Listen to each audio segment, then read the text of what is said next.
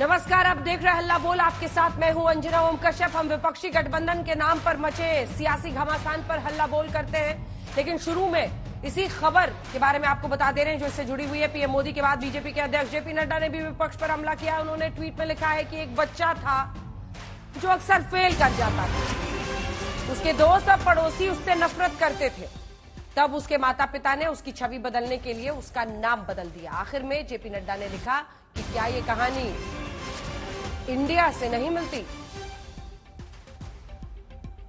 एक बच्चा था जो सभी परीक्षाओं में फेल हो जाता था, माता पिता ने नाम बदल दिया, लेकिन उससे क्या होगा। बीजेपी अध्यक्ष जेपी नड्डा ने यह हमला किया है प्रधानमंत्री के उस हमले के बाद जिसमें विपक्षी गठबंधन के चरित्र पर सीधा हमला करते हुए प्रधानमंत्री नरेंद्र मोदी ने कहा कि इंडियन मुजाहिदीन, पीएफआई और ईस्ट इंडिया कंपनी में भी इंडिया नाम था, लेकिन आज विपक्ष हताशा में है। ये पीएम का बयान है उस संसदीय दल की बैठक में जिसमें आज वो सांसदों को संबोधित कर रहे थे। एक बच्चा था जो हर परीक्षा में फेल करता था, उसके दोस्त और पड़ोसी उससे नफरत करते थे। जेपी नड्डा अध्यक्ष बीजेपी ट्वीट करते हैं, उसके माता पिता ने उसकी छवि बदलने के लिए नाम बदलने का सोचा। क्या ये इंडिया की तरह नहीं है?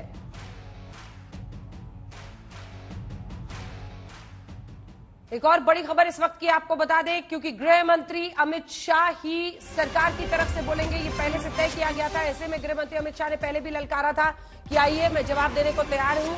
अब मणिपुर पर चर्चा को लेकर मल्लिकार्जुन खड़गे और अधीर रंजन चौधरी को चिट्ठी लिखी है।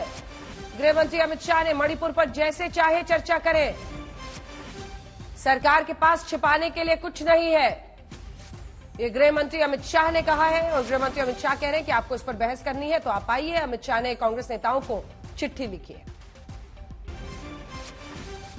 और अब चर्चा नाम पर घमासान की, उस नाम पर जो विपक्षी पार्टियों ने एकता वाली बैठक के बाद अपने गठबंधन को दिया है। संसद में विपक्ष लगातार हमलावर है, चौथे दिन भी जोरदार हंगामा हुआ।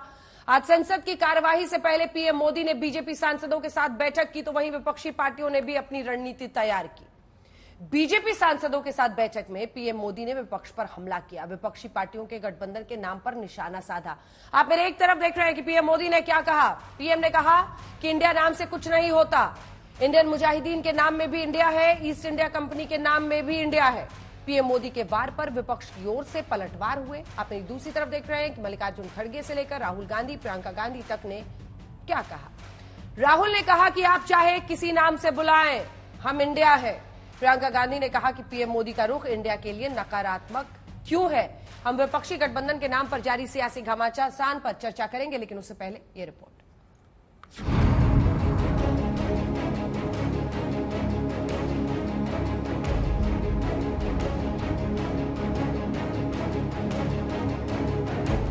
प्रधानमंत्री नरेंद्र मोदी ने आज विपक्षी गठबंधन पर सबसे बड़ा धावा बोल दिया। एक एक कर ऐसे वार किए कि विपक्ष आग बबूला है। उन्होंने एक बहुत बड़ी टिप्पणी की कि इंडियन नेशनल कांग्रेस एक अंग्रेज ने बनाया था, ईस्ट इंडिया कंपनी भी अंग्रेजों ने बनाया था। आजकल लोग इंडियन मुजाहिदीन भी नाम रखते हैं, इंडियन पीपुल्स फ्रंट भी नाम रखते हैं, तो चेहरे पे चेहरे लिखाते हैं, सच्चाई कुछ और है। उन्होंने हम लोग को कहा कि हम सभी जागृत हों, सुबह की भोर की तरह देश हमारी पुनः अपेक्षा कर रहा है। अभी ओसामा बिन लादेन के चेलों को उन्होंने 300 करोड़ रुपए बजट से दिया, तालिबान को दिया नहीं दिया? उन्होंने अभी 20,000 टन आटा दिया कि नहीं दिया? तो इसलिए ये सब फालतू की बातें करने से कोई फायदा नहीं है। बेंगलुरु में जब 18 जुलाई को विपक्ष ने तय किया था कि विपक्षी गठबंधन का नाम इंडिया होगा, तो उसे उम्मीद नहीं होगी कि वो इंडिया शब्द आतंकी संगठनों से जोड़ा जाएगा या फिर ईस्ट इंडिया कंपनी से। मणिपुर हिंसा को लेकर शोर मचा रहे विपक्ष पर प्रधानमंत्री मोदी ने विपक्षी गठबंधन इंडिया का नाम इंडिया रखे जाने पर ही घेर दिया। प्रधानमंत्री बीजेपी संसदीय दल की बैठक में बोल रहे थे। रणनीति बन रही थी कि कैसे विपक्ष पर हमला किया जाए। फिर क्या था, पीएम मोदी ने इंडिया का कनेक्शन समझाना शुरू किया। उन्होंने आतंकी संगठन इंडियन मुजाहिदीन का नाम लिया, प्रतिबंधित संगठन पॉपुलर फ्रंट ऑफ इंडिया का भी जिक्र किया और साथ ही उन्होंने ये भी बताया कि भारत को गुलामी की बेड़ियों में जकड़ने वाली कंपनी ईस्ट इंडिया कंपनी के नाम में भी इंडिया था।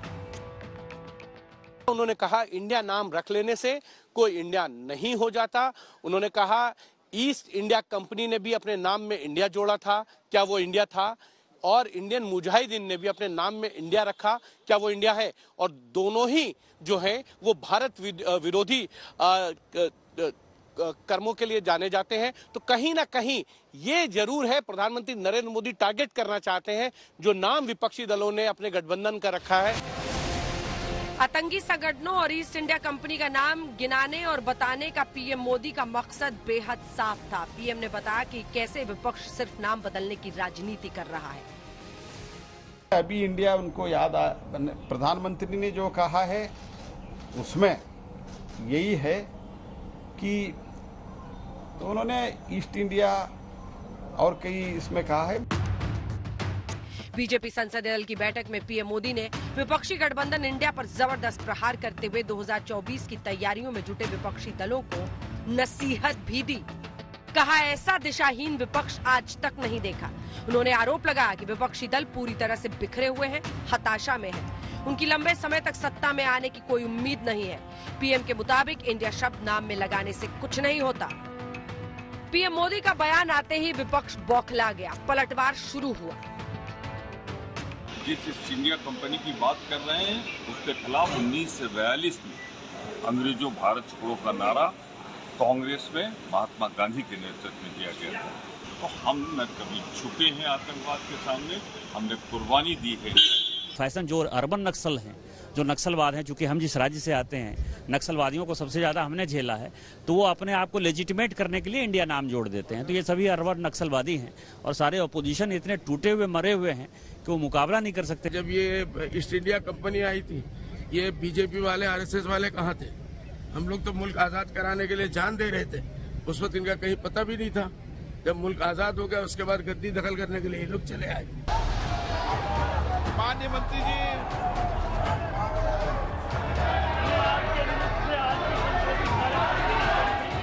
इधर चौथा दिन था जब संसद के मॉनसून सत्र की कार्यवाही शुरू हुई तो दोनों सदनों में एक सा हाल हुआ। लोकसभा मणिपुर के मुद्दे पर आज भी अखाड़ा बना। कांग्रेस और अन्य विपक्षी दलों ने एक आवाज में केंद्र सरकार पर निशाना साधा। नेता विपक्ष मल्लिकार्जुन खड़गे ने पीएम मोदी पर गंभीर आरोप लगाए। मणिपुर जल रहा है, रेप हो रहे हैं। मणिपुर में मकाना जला है और आप वहाँ मणिपुर की बात हम कर रहे हैं। मणिपुर की बात हम कर रहे हैं। प्राइम मिनिस्टर ईस्ट इंडिया की बात कर रहे हैं। हाँ, इंडिया मीन्स ईस्ट इंडिया बोल रहे हैं। राज्यसभा में खड़गे बयान देते रहे, सदन में नारेबाजी होती रही। सत्ता पक्ष ने भी खड़गे के बयान पर आपत्ति जताई। केंद्रीय मंत्री पीयूष गोयल ने आरोप लगाया कि विपक्ष सदन में मणिपुर पर चर्चा ही नहीं चाहता। लगे हाथ उन्होंने राजस्थान, छत्तीसगढ़, पश्चिम बंगाल और अन्य गैर बीजेपी शासित राज्यों में हुए अपराधों को लेकर भी चर्चा की मांग कर डाली। पूरा देश जानना चाहता है कि इनका जो कारनामे है वो कारनामे सामने आए।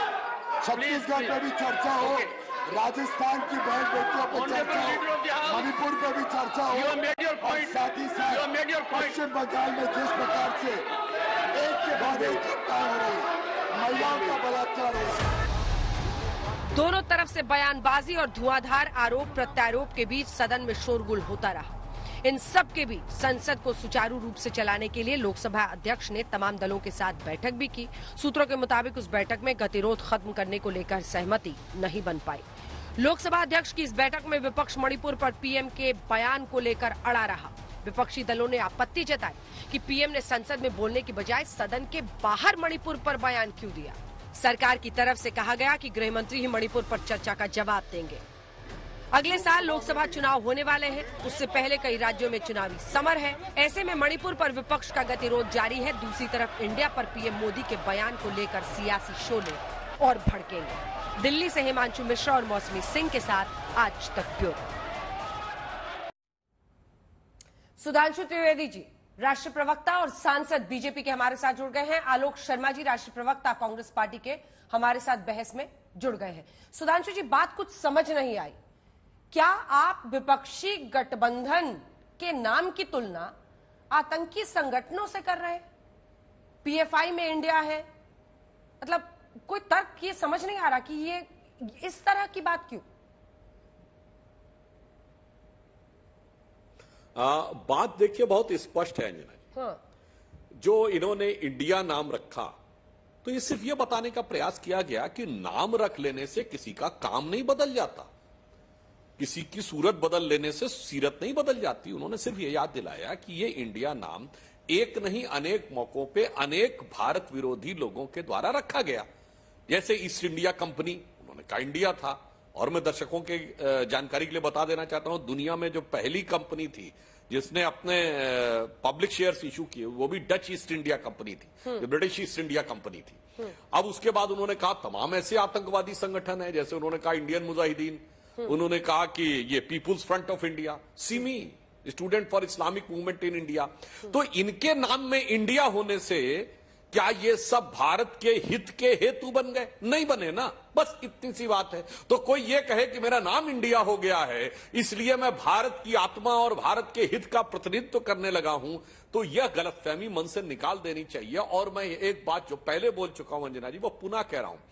संयोग से हमारी पार्टी का नाम है भारतीय जनता पार्टी और हिंदी में भी नाम भारतीय जनता पार्टी है। उससे पूर्व भारतीय जनसंघ था, तब भी नाम भारतीय जनसंघ था। इनकी पार्टी जब बनी तो नाम इंडियन नेशनल कांग्रेस था। और चूंकि एक अंग्रेज ने बनाई 1885 में, एलन ऑक्टेवियम ह्यूम ने, और इनके जो पहले अध्यक्ष उमेश चंद बनर्जी वो जाके विदेश में बस गए थे। उसके बाद अल्फ्रेड रोब, जॉर्ज यूल, विलियम बैडनबर्न, ये सब शुरुआती कांग्रेस के अध्यक्षों के नाम हैं। तो इनके तो हिंदी की आवश्यकता ही नहीं थी, तो इनका नाम इंडियन नेशनल कांग्रेस था। और जहां तक अंजना जी नाम पे कहूं तो मैं एक बात और कहना चाहता हूं, ये तो इतनी बार नाम बदल चुके हैं जिसकी की कोई हद नहीं है।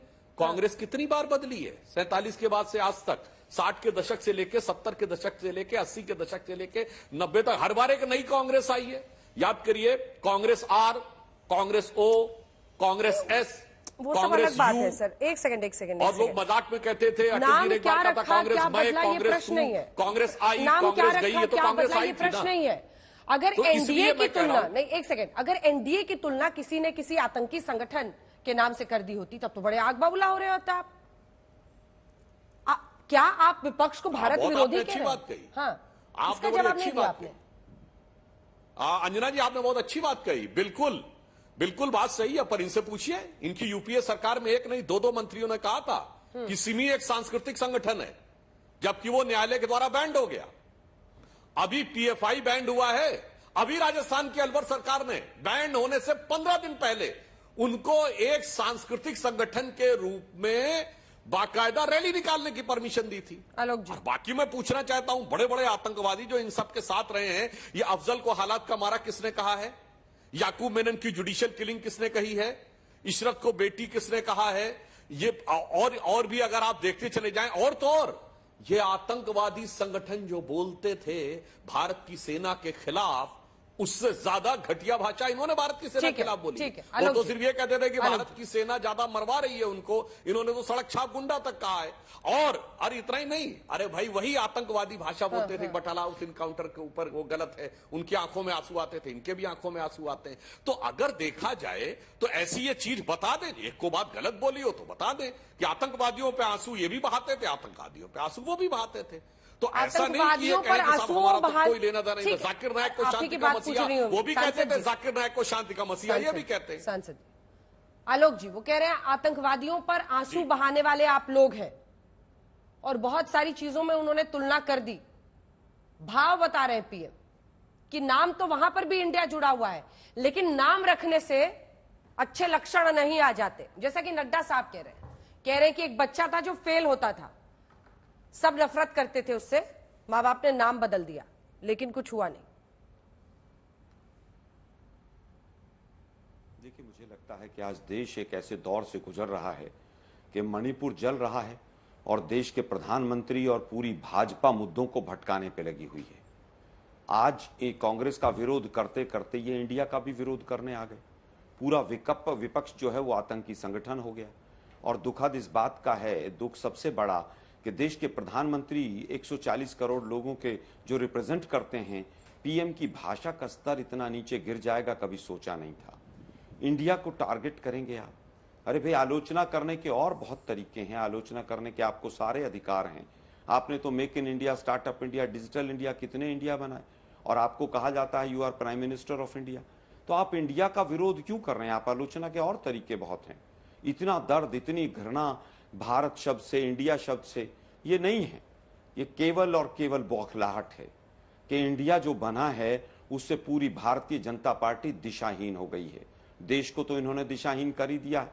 अर्थव्यवस्था कहां जाएगी नहीं पता है, सामाजिक व्यवस्था कहां ले जाकर छोड़ेंगे नहीं पता है, विदेश नीति कहां पर जाकर रुकेगी नहीं पता है। पूरे देश को दिशाहीन करने के पर लगे हुए हैं और आज स्वयं भी दिशाहीन हो गए।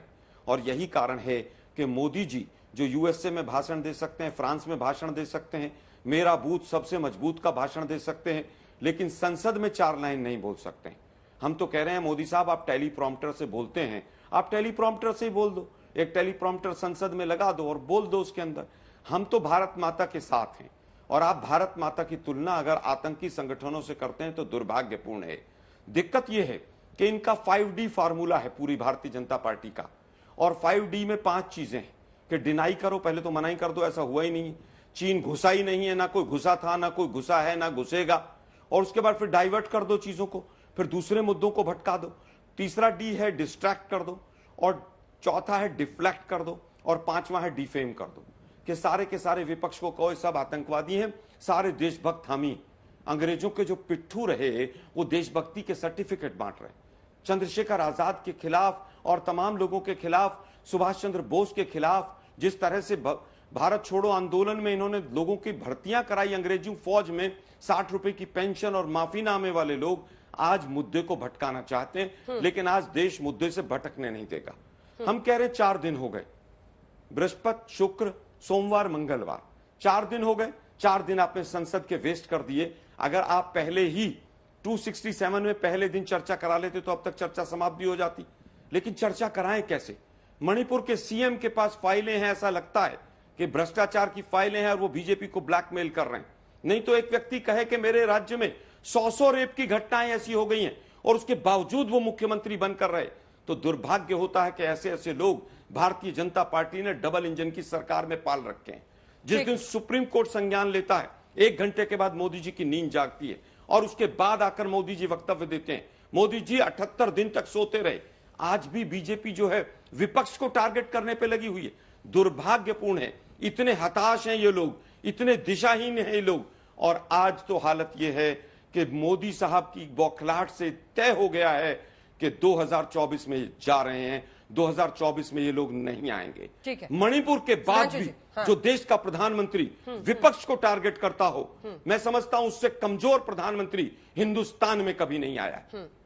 मणिपुर पर आप जवाब देना नहीं चाहते, आप डिफ्लेक्ट करना चाहते हैं, इसीलिए इंडिया को लेकर ये पूरा आरोप और एक के बाद एक।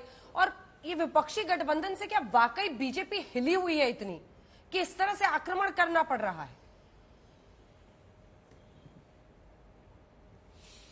देखिए, जो विपक्षी गठबंधन खुद ही अंदर से इतना हिला हुआ हो कि न नीति का पता, न नियत का पता, न नेतृत्व का पता, तो वो लोग ये कहें तो आश्चर्यजनक लगता है। परंतु एक बात हम कहना चाहते हैं, मणिपुर पर तो हम चर्चा के लिए तैयार हैं।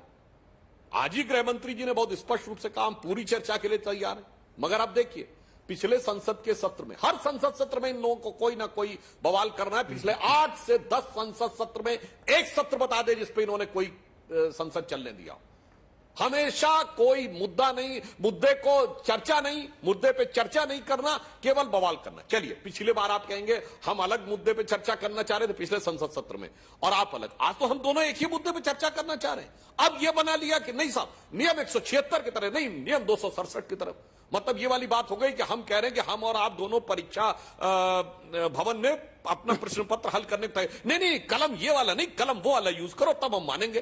अरे भाई, हम तो यही आपसे कह रहे हैं, आपने चर्चा शुरू कर दी होती, अब तक चर्चा समाप्त हो गई होती। परंतु अफसोस की बात यह है कि इन्होंने कहा कि शर्म आनी चाहिए मुख्यमंत्री पे। तो मैं याद दिलाना चाहता हूं, शर्म आनी चाहिए उस पार्टी को जिसका मुख्यमंत्री ये कहे कि 59% रेप के केस फर्जी होते हैं। राजस्थान के मुख्यमंत्री अशोक गहलोत।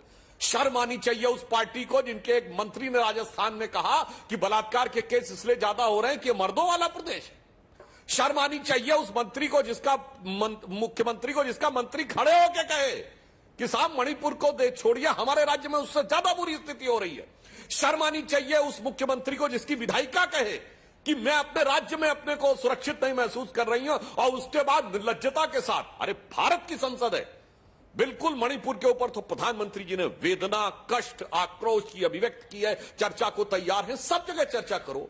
ऐसा तो नहीं राजस्थान में, छत्तीसगढ़ में, बंगाल में अगर 50 लोग की हत्या हो गई तो 50 से अधिक लोग मारे गए तो उनके जान की कोई कीमत नहीं। परंतु इन्हें मणिपुर पे भी इस बिंदु पे नहीं, इस नियम के तहत नहीं, अमुक नियम के साथ चर्चा करनी है, ये अपने आप में दर्शाता है कि इनके मन का मनोभाव क्या। और मैं एक और बात को लेकर, ठीक है, इन लोगों के सामने समस्या ये है, पूरा कीजिए जी, एक लाइन और कह दूं। देखिए, इनके सामने समस्या ये है कि ये लोग जितने भी प्रकार के स्वांग रच के आते हैं, पर हकीकत जनता की उसमें से ऐसी निकल आती है कि इनके लिए बहुत बड़ी समस्या हो जाती है। जैसे गठबंधन का नाम बदलना हो, लोगों को साथ में रखना हो, पटना से वहां जाना हो, बेंगलुरु जाना हो, जो भी इन्होंने करने का प्रयास किया आज तक। मैं सिर्फ एक बात ही पूछना चाहता हूं, आलोक जी ये बता दें, यूपीए यूनाइटेड प्रोग्रेसिव अलायंस समाप्त हो गया है, उसका विलयन हो गया है इंडिया में या नहीं, अथवा वो अभी भी विद्यमान है? और दूसरा, अगर आप अपने गठबंधन का पूरा नाम नहीं बता पाते, न हिंदी में न अंग्रेजी में, आप INDIA कहना चाहते हैं, तो इंडियन नेशनल कांग्रेस, जिसको शॉर्ट में INC कहते हैं, उसको इंक क्यों नहीं कहते? और अगर कहते हैं तो क्या इंक आपने पोंछ दी है इंडिया में? ये भी साफ कर दीजिए। ठीक है, इन बातों का भी जवाब दीजिएगा। और दूसरा, बहस को लेकर क्या विपक्ष अपना गोलपोस्ट नहीं बदल रहा है? आलोक जी, गोलपोस्ट नहीं शिफ्ट हो रहा है? क्योंकि आज जो खबर आई, ओम बिरला साहब के सामने ये इंसिस्ट किया गया कि PM बोले, जिसमें बीजेपी का कहना है कि गृह मंत्री अमित शाह बोलेंगे। अब गृह मंत्री से भी आप लोग संतुष्ट नहीं है, राज्य का मामला है, ऑब्वियसली बीजेपी बोलेगी कि गृह मंत्री बोल रहे हैं, इससे ज्यादा क्या चाहिए? गोल पोस्ट शिफ्ट पर आपका जवाब। देखिए, मुझे लगता है गोल पोस्ट कौन चेंज कर रहा है? गोल पोस्ट चेंज कर रही है भाजपा, जो 9 साल तक तो देश को कहती रही कि हमारी एक्ट ईस्ट पॉलिसी है।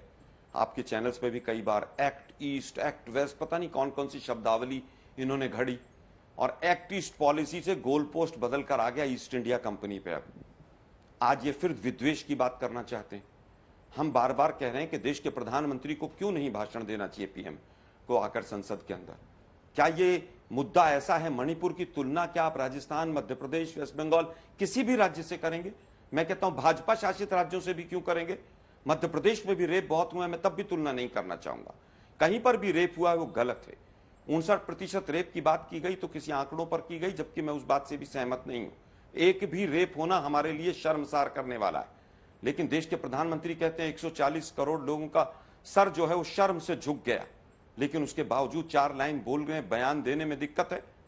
जो लोग राजस्थान, वेस्ट बंगाल, उत्तर प्रदेश, मध्य प्रदेश, किसी भी प्रदेश से मणिपुर की तुलना करना चाहते हैं, वो देश के साथ कहीं ना कहीं विद्रोह करना चाहते हैं, देश के साथ गद्दारी करना चाहते हैं, महिलाओं के साथ वो विद्वेष करना चाहते हैं। हम बार बार पूछ रहे हैं 267 हो, आलोक जी, एक सेकंड आपको टोक रही हूं, एक सेकंड आपको टोक रही हूं, लेकिन एक प्रश्न है मेरा इस पर। इसी को देखने का एक दूसरा पहलू यह भी है कि क्या महिलाओं की सुरक्षा राइट हिट स्टेट में अलग है और नॉन राइट हिट स्टेट में वही महिलाओं की सुरक्षा का मुद्दा कमजोर हो जाता है? क्या गलती है उन 2 महिलाओं की जिनका पश्चिम बंगाल में जिनको निर्वस्त्र किया गया? पूरा प्रश्न सुनिए सर। अंजना जी, क्या ये दोहरा रवैया नहीं है महिलाओं की? एक सेकेंड सर, मेरा प्रश्न पूरा होने दीजिए सर, क्योंकि आप इस पर कटाक्ष कर रहे हैं, इसलिए आपको इसके प्रश्न का जवाब देना चाहिए। और मैं उन तमाम बुद्धिजीवियों से यह प्रश्न पूछती हूं। मणिपुर पर सबसे बढ़ चढ़कर आज तक ने वो वीडियो दिखाया, मणिपुर पर निजी और सार्वजनिक रूप से हम लोगों ने सबसे प्रबल तरीके से मुद्दा उठाया। लेकिन क्या इसकी वजह से आप राजस्थान में जवाबदेही से भाग जाएंगे या ममता बनर्जी पश्चिम बंगाल में जवाबदेही से भाग जाएंगी? क्या महिलाओं की सुरक्षा सिर्फ एक राइट हिट स्टेट में बड़ी बात है क्या नॉन राइट हिट स्टेट में महिलाओं की सुरक्षा मुद्दा नहीं है? अगर दिव्या मदेरणा कहती हैं कि वो सुरक्षित नहीं महसूस कर रही हैं, तो कांग्रेस इस पर जवाब नहीं देगी क्योंकि मणिपुर जल रहा है। क्या आपके एक मंत्री को इसलिए बर्खास्त कर दिया जाएगा महिला सुरक्षा का मुद्दा उठाया क्योंकि मणिपुर जल रहा है? क्या ममता बनर्जी की अकाउंटेबिलिटी कम हो जाएगी 2 महिलाओं के निर्वस्त्र होने पर क्योंकि मणिपुर जल रहा है? इसका जवाब जरूर दीजिए। अंजना जी, मैं उत्तर देता हूं। अंजना जी, ममता बनर्जी जी के खिलाफ सबसे पहले अगर किसी ने आवाज उठाई तो कांग्रेस ने, और अधीर रंजन चौधरी जी हाई कोर्ट तक गए। क्या बीजेपी को वहां रोका है किसी ने? हमारा तो एक भी एमएलए नहीं है, तब भी हम आवाज उठा रहे हैं। क्या हमने बीजेपी को कहा है कि आप आवाज मत उठाइए? राजस्थान में अभी एक कल ही बीजेपी से तमाम बीजेपी के विधायक सदन को छोड़कर भाग गए। किसी ने मना किया था उनको चर्चा करने से? क्या बीजेपी के 300 सांसदों को क्या संसद के अंदर किसी ने मना किया है? मैं आज तक का धन्यवाद करूंगा कि मणिपुर को उन्होंने पूरी तरह से उठाया, और मैं कहूंगा कि आज तक राजस्थान में भी जो भी कुछ हुआ है उसको उठाए। 2 घंटे के अंदर अगर कल्प्रिट पकड़े जा रहे हैं, और वेस्ट बंगाल के अंदर भी ये हुआ है, मैं समझता हूं कि उसकी तुलना करना कहीं ना कहीं मणिपुर के साथ धोखा करना है। अगर आपको करना है पूरा, आप एनसीआरबी के आंकड़े लेकर बैठिए ना बीजेपी के, और संसद में तुलना करवाइए उसकी, और संसद में एनसीआरबी के जो 2021 के बाद के आंकड़े नहीं आए उन पर भी तुलना कीजिए। मैं तो कह रहा हूं 2018 के बाद किसानों की आत्महत्या के आंकड़े आने बंद हो गए, उन पर भी तुलना कर लीजिए, उन पर भी पूरी तरह से चर्चा कर दीजिए। क्या बीजेपी के किसी भी सांसद ने वेस्ट बंगाल या राजस्थान की चर्चा होगी कोई नोटिस दिया है? मुझे लगता है कि उनके स्पीकर हैं, उनके चेयरमैन हैं, नोटिस दें और चर्चा कराएं, हमारे सांसद उसका उत्तर देंगे। लेकिन यह कहना कि वेस्ट बंगाल और राजस्थान पे ऐसा है इसलिए हम मणिपुर पर चर्चा नहीं करेंगे, यह दुर्भाग्यपूर्ण है। हम केवल ये पूछना चाहते हैं मोदी साहब, जब तक सुप्रीम कोर्ट में मैटर नहीं गया आप खामोश क्यों थे? 1 मिनट। पहली चीज। दूसरी चीज, जब 267 में तमाम बार चर्चा हुई है, आप देखिए कि 90 से 92 में 4 बार चर्चा हुई है, इन्हीं की सरकार थी। 2004 में 3 बार हुई है, 2013 से 2016 तक 4 बार चर्चा हुई है, नोटबंदी पे 2016 में चर्चा हुई है। तो क्या इन मुद्दों पर जब चर्चा तमाम मुद्दों पर पहले हुई है, तो मणिपुर जैसा ज्वलंत मुद्दा जो आग अब अन्य राज्यों में भी दिखाई दे रही है, बॉर्डरिंग स्टेट है, और जिस तरह के हालात हैं, क्या उसके ऊपर चर्चा नहीं होनी चाहिए? लेकिन आज चर्चा का मकसद होना चाहिए, जिम्मेवारी तय होनी चाहिए। ये नहीं कि आए और 1 घंटा 2 घंटा भाषण दिया गृह मंत्री महोदय ने और चर्चा समाप्त हो गई। हम कह रहे हैं जिम्मेवारी तय हो। हम कह रहे हैं एन वीरेंद्र कुमार अभी भी मुख्यमंत्री क्यों बने हुए हैं?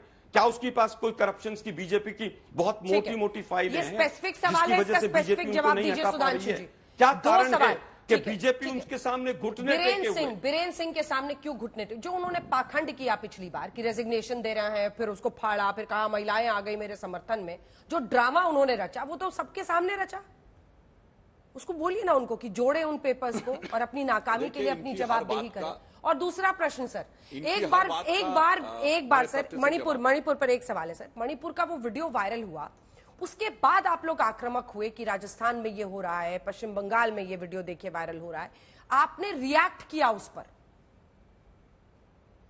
ऐसा नहीं होना चाहिए ना, बीजेपी में जाकर लड़ाई लड़ी है राजस्थान में और बंगाल में। मैं आपकी बात में संशोधन कर दूं, अंजना जी, आपकी बात में संशोधन कर दूं। हमने नहीं रिएक्ट किया, गहलोत सरकार की मंत्री ने रिएक्ट किया और फ्लोर ऑफ द हाउस पे रिएक्ट किया, और इनकी विधायक ने रिएक्ट किया। दोनों में जमीन आसमान का अंतर होता है। सदन के पटल पर सरकार की कैबिनेट का मंत्री रिएक्ट करे और विपक्ष आरोप लगाए, दोनों में संवैधानिक स्थिति और गुणात्मक स्थिति में जमीन आसमान का अंतर है। और आलोक जी की बात में संशोधन कर दूं, ये कह रहे हैं कि भाई किसी ने नोटिस दिया नहीं दिया। मान्यवर, राज्यसभा में 1 दर्जन से अधिक नोटिस नियम 176 के तहत राजस्थान, छत्तीसगढ़, बंगाल के लिए दिए जा चुके हैं।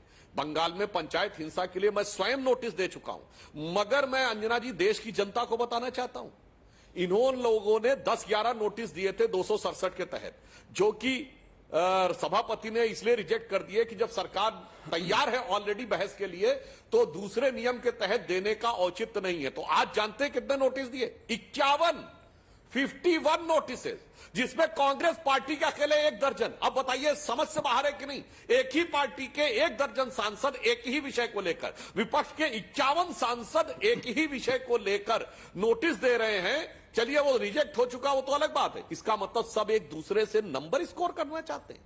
इसका क्या मतलब हुआ? कांग्रेस पार्टी एक नेता नहीं तय कर सकती कि वो नोटिस देगा, जब डिसीजन होगा तो सब होंगे। नहीं, अलग अलग नेता देंगे। चलिए पार्टियां अलग अलग है, वो इंडिया में कितना एका वो तो दिख रहा है कि 51 नोटिस दिए जा रहे हैं, मगर कांग्रेस पार्टी के अंदर दर्जन में नोटिस दिया रहे। इसका अर्थ यह हो गया कि मणिपुर पर गंभीरता नहीं है, मणिपुर पर संवेदना नहीं है, मणिपुर पर राजनीति करनी है और उसमें नंबर स्कोर करके दिखाने हैं कि हमारे कितने बार रिजेक्ट हुए, ये दिखाना है। ये इनकी बात को दर्शाता है। और दूसरी बात मैं कहना चाहता हूं, इन्होंने बिल्कुल सही बात कही, मणिपुर और राजस्थान या अन्य राज्यों की तुलना नहीं। कारण मणिपुर में जो घटना हुई है वो कोर्ट के निर्णय के बाद उपजे एक जातीय संघर्ष की स्थिति है। और मणिपुर में आज से नहीं 60-70 साल से यह परिस्थिति है। 2004 से 13 के बीच में भी 772 लोग मारे गए थे। परंतु राजस्थान में तो इससे पहले कभी ऐसी स्थिति नहीं आती थी। लॉ एंड ऑर्डर के लिए राजस्थान की तो पहले ऐसी छवि खराब नहीं थी। कभी सर तन से जुदा जैसी चीज राजस्थान में तो नहीं हुई थी। कभी पीएफआई के वो राजस्थान में तो नहीं हुए थे। रेप कैपिटल वो तो नहीं बना था। जो वहां पर है वो बगैर किसी उकसावे के होने वाली घटना, अर्थात सीधे सीधे लॉ एंड ऑर्डर का फेल्योर है। जो मणिपुर में उसे आप सामान्य लॉ एंड ऑर्डर नहीं कह सकते, वो एक राष्ट्रीय चुनौती है। और ये इस बात पे मैं थोड़ा संतोष भी व्यक्त करता हूं। वो पार्टियां, एक मिनट पूरी बात कर लूं रंजना जी, वो पार्टियां जिनका कोई नेता जिंदगी में मणिपुर नहीं गया होगा, मगर आज वो भी मणिपुर के लिए कह रहे हैं चलिए कम से कम पूरे राष्ट्र को एक होना चाहिए। ये वो कांग्रेस पार्टी जिसके खड़गे जी ने मणिपुर का चुनाव हारने के बाद यह बयान दिया था कि मणिपुर छोटा राज्य है, उसकी घटना से कोई फर्क नहीं पड़ना चाहिए, वो असंवेदनशील बयान था, पर वो भी साथ दे रहे हैं। अच्छी बात है। तो मतलब साफ है कि मणिपुर एक सामान्य लॉ एंड ऑर्डर की स्थिति नहीं है, जबकि जो राजस्थान में हो रहा है, जो बंगाल में हो रहा है, वो पूर्णतः उनका आंतरिक लॉ एंड ऑर्डर का मामला है, जिसके लिए होल सोल रिस्पांसिबिलिटी वहां की राज्य सरकार। सुधांशु जी, सांसद जी, आपको अगला मैं 60 सेकंड देती हूं आलोक जी की इजाजत से। आप बताइए मणिपुर पर क्या हो रहा है। इस देश की संसद में तो हम सुन नहीं पा रहे नेता क्या कह रहे हैं। आप कह रहे हैं कि राजस्थान और बंगाल में लॉ एंड ऑर्डर इशू है, मणिपुर में क्या इशू है? मणिपुर में क्यों नहीं संभाल पा रहे आप लोग? क्यों हिंसा रुकती है लेकिन फिर वो चक्र नहीं खत्म होता, फिर से चक्र शुरू होता है?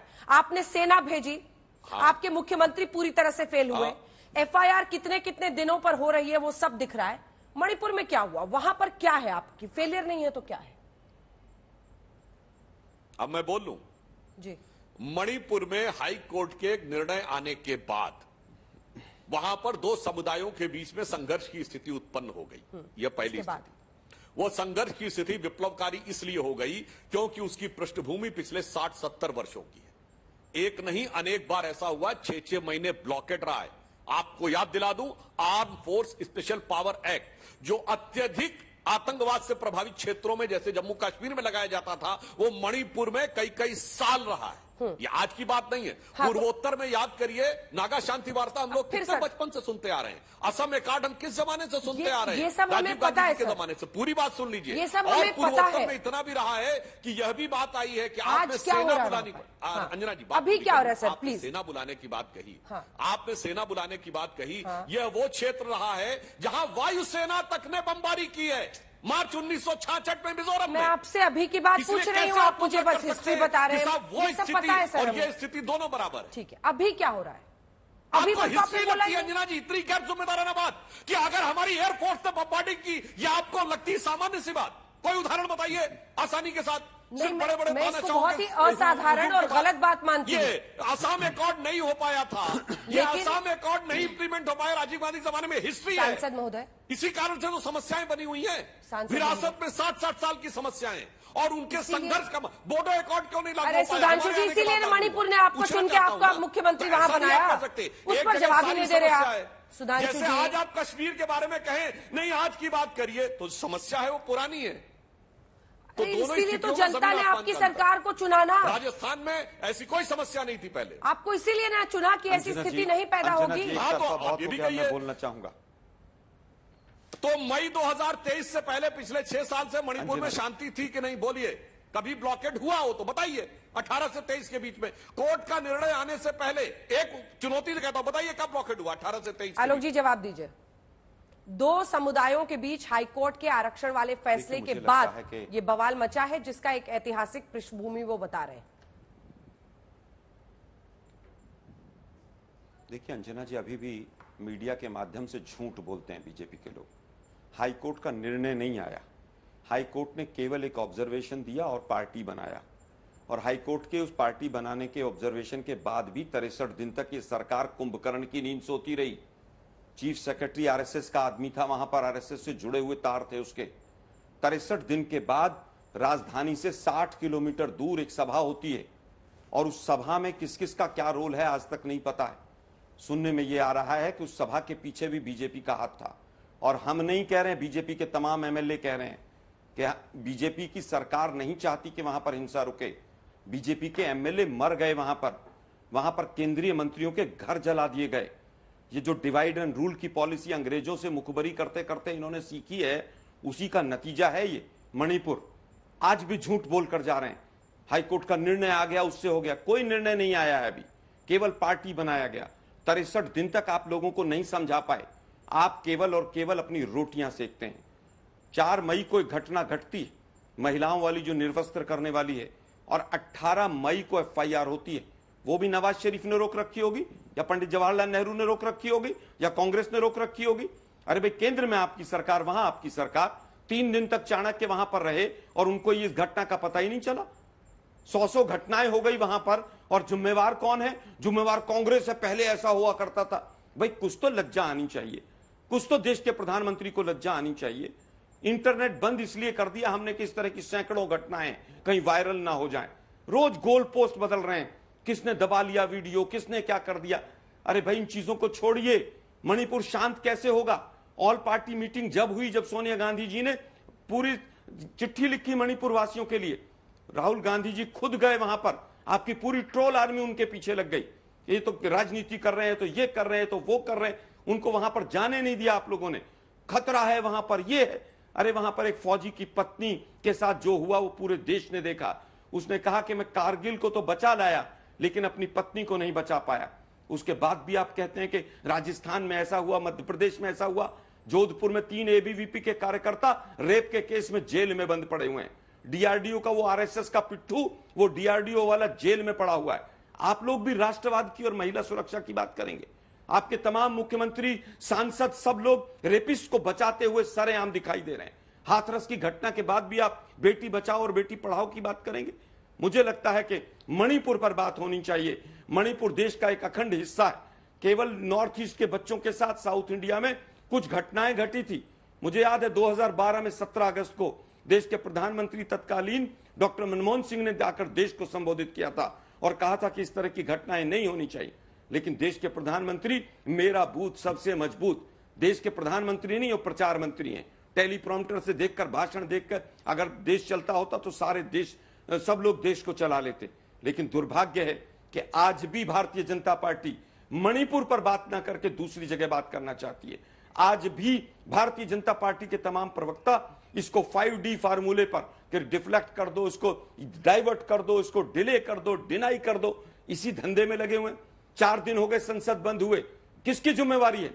सुषमा स्वराज, अरुण जेटली जी का स्टेटमेंट याद करो कि जो सत्ता पक्ष है वो सरकार चलाएगा, संसद चलाएगा। सरकार है, आप क्यों नहीं चला पा रहे? जी, सरकार 303 सांसदों के बाद भी आप संसद नहीं चला पा रहे हैं। आप ही को चलानी है संसद, सुधांशु जी। हाँ बिल्कुल, हम तो चलाने की पूरी कोशिश कर रहे हैं। पर अभी आलोक जी की बात से एक चीज ध्यान आ गई मुझे, अंजना जी। इन्होंने कहा नॉर्थ ईस्ट में कुछ के छात्रों के साथ दक्षिण भारत में कुछ हुआ था और जिस कारण तत्कालीन प्रधानमंत्री मनमोहन सिंह जी ने, मुझे याद आ गया वो नॉर्थ ईस्ट से ही तो थे, राज्यसभा में असम से थे ना। कितनी बार नॉर्थ ईस्ट गए थे, पूछता हूं चुनौती से। 9 साल में प्रधानमंत्री जी 50 बार से अधिक नॉर्थ ईस्ट, प्रधानमंत्री को भी राज्यों में बांटोगे आप लोग। ऑन एन एवरेज हर 1 वीक के ऊपर भारत के किसी कैबिनेट मंत्री ने दौरा किया। प्रधानमंत्री देश, अच्छा बताइए, नॉर्थ ईस्ट के कितने विषय डॉक्टर मनमोहन सिंह ने इससे पूर्व हर चीज को डाइवर्ट पूछना चाहता हूं भाई, आप बताइए ना, नॉर्थ ईस्ट के लिए, असम के लिए किए गए मनमोहन सिंह जी के कार्य बताइए। यह होता है कि नॉर्थ ईस्ट का उपयोग करना है, किसके लिए? मैं उत्तर देता हूं। 5D फार्मूला नहीं, MMS फार्मूला। जिसको मौन रखना है उसको नॉर्थ ईस्ट से लाना है, नॉर्थ ईस्ट को किनारे की तरफ करके रखना है, और उसके बाद जब हम कोई चुनाव हार जाएं तो उसको छोटा राज्य कहना है, और उसके बाद जब ये संवेदनशील स्थिति आए, जो कि बिल्कुल मैं ईमानदारी से कह रहा हूं, जैसे कश्मीर की समस्या आज की नहीं है, पूर्वोत्तर के इन राज्यों की समस्या आज की नहीं है, लंबे समय से, और क्या प्रकार का मान्यवर वाहियात बयान दे जाते हैं एक तरफ आप कह रहे हैं हमारे मंत्रियों के घर में आग लगा दी गई, उसके बाद आप कह रहे हैं हम ही चाहते हैं कि शांति न बनाए रखे। मेरे विचार से कम जो दर्शक, करोड़ों दर्शक देख रहे होंगे, वो इस तर्क को हास्यास्पद भी मानेंगे और दुखद भी मानेंगे कि किस सीमा तक जाके राजनीति की जाती है कि एक तरफ आप कह रहे हैं कि हमारे ही मंत्रियों के घर जलाए जा रहे हैं, दूसरी तरफ आप कह रहे हैं भाजपा ही नहीं चाहती, वो मंत्री नहीं चाहते कि शांत।